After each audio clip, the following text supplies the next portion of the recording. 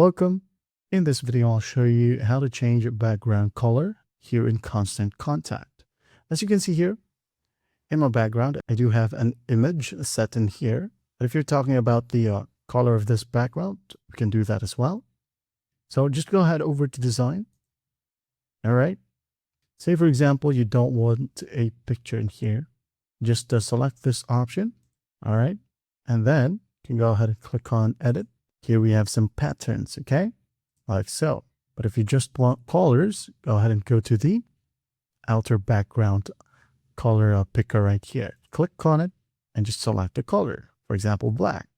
Remove the image, no pattern, go back, there you have it. Okay?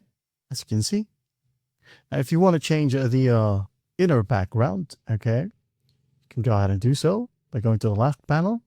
Besides outer border, we have inner background. Click on it and just select your favorite color. Okay. If you want to test it out, you can just hover your mouse onto a color like so. And that's basically it. Well, I hope this video helps, and I'll see you in the next one.